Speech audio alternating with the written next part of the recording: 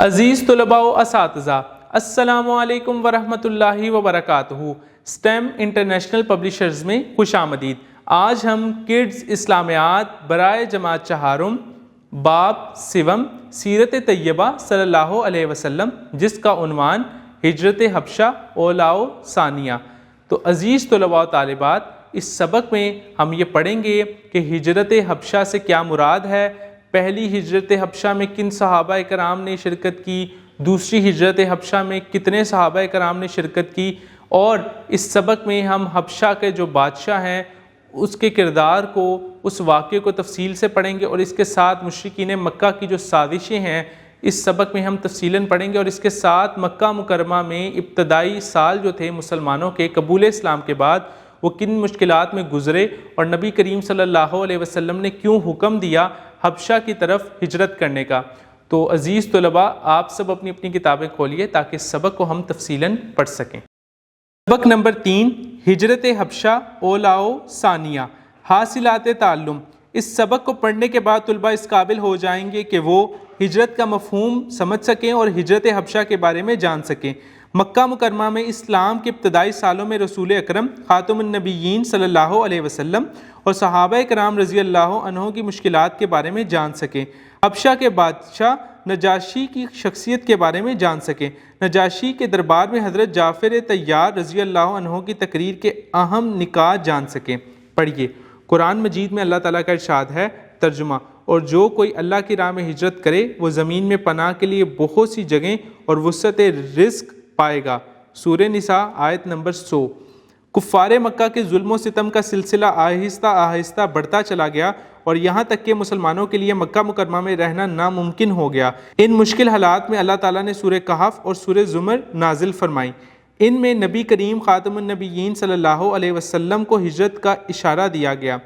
ہجرت کا مفہوم۔ ہجرت کا لفظی معنی ہے چھوڑنا۔ دین اسلام میں ہجرت کا مفہوم یہ ہے کہ اللہ تعالیٰ کی رضا کی خاطر اپنا وطن چھوڑ کر کسی دوسری جگہ رہنا جہاں اسلامی تعلیمات پر عمل کرنے کی آزادی ہو۔ مزید جانیں۔ حبشہ بر اعظم افریقہ کا ایک ایسا ملک ہے جسے ایتھوپیا کہا جاتا ہے۔ پہلی ہجرت حبشہ اولا۔ کفار مکہ کا ظلم جب حد سے تجاوز کر گیا تو نبی کریم خاتم النبیین صلی اللہ علیہ وسلم نے مسلمانوں سے فرمایا، ترجمہ: بہتر یہ ہے کہ تم لوگ ہجرت کر کے حبشہ چلے جاؤ۔ حبشہ بھلائی کی سرزمین ہے، وہاں کا بادشاہ انصاف پسند ہے، وہاں کسی پر ظلم نہیں ہوتا، اور جب تک اللہ تعالیٰ تمہاری مصیبت دور کرنے کی کوئی صورت پیدا نہیں کرتا تب تک وہیں قیام کرو۔ رسول اللہ خاتم النبیین صلی اللہ علیہ وسلم کے حکم کی پیروی کرتے ہوئے مسلمان حبشہ کی طرف ہجرت کرنے کے لیے تیار ہو گئے۔ اعلان نبوت کے 5ویں سال تقریباً 15 افراد کا ایک قافلہ حبشہ کی طرف روانہ ہوا جس میں 11 مرد اور 4 خواتین تھیں۔ یہ قافلہ حضرت عثمان بن عفان رضی اللہ عنہ کی قیادت میں حبشہ روانہ ہوا تھا۔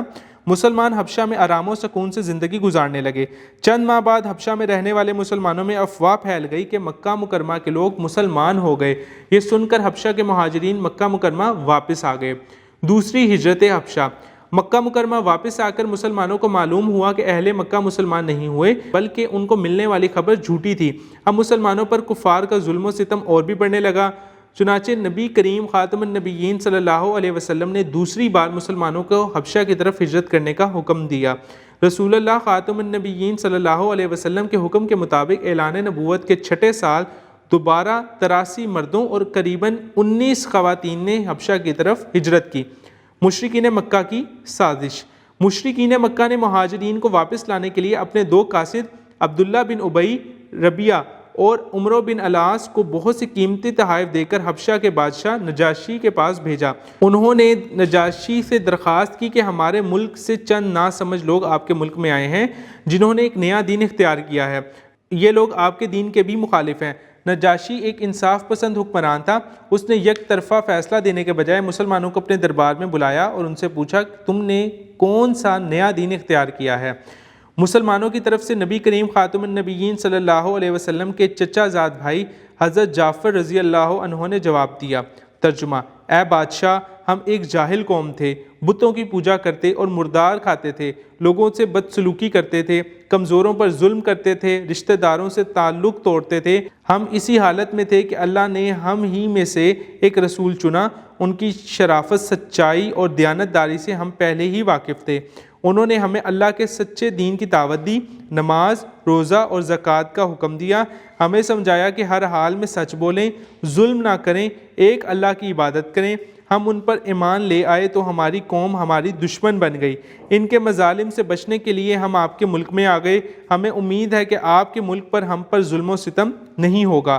نجاشی یہ باتیں سن کر بہت متاثر ہوا اور کہا، تمہارے رسول خاتم النبیین صلی اللہ علیہ وسلم پر اللہ تعالیٰ کا جو کلام نازل ہوا ہے وہ مجھے سناؤ۔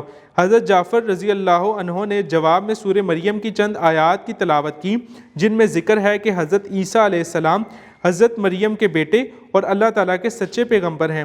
اس موقع پر نجاشی کی آنکھوں میں آنسو آ گئے اور اس نے کہا کہ اللہ کی قسم، یہ کلام بھی اسی کی طرف سے نازل ہوا ہے جس نے حضرت عیسیٰ علیہ السلام پر انجیل نازل فرمائی تھی۔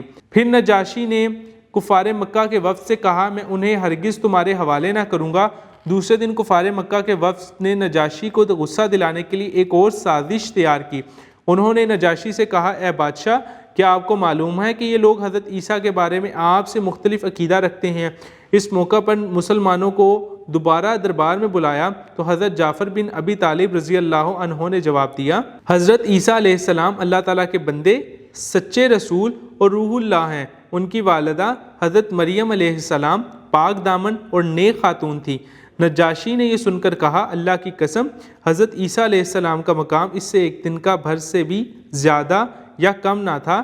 اس کے بعد نجاشی نے مسلمانوں کے حبشہ میں امن و امان سے رہنے کی اجازت دے دی اور کفار مکہ کا وفد بری ہی طرح ناکام ہو کر واپس مکہ مکرمہ لوٹ آیا۔ صحابہ کرام کی اس عظیم ہجرت سے معلوم ہوتا ہے کہ ہمیں اپنے دین کی حفاظت کے لیے ہر قربانی دینے کے لیے تیار رہنا چاہیے اور کسی بھی قسم کے مشکل حالات کا سامنا بڑی بہادری کے ساتھ کرنا چاہیے۔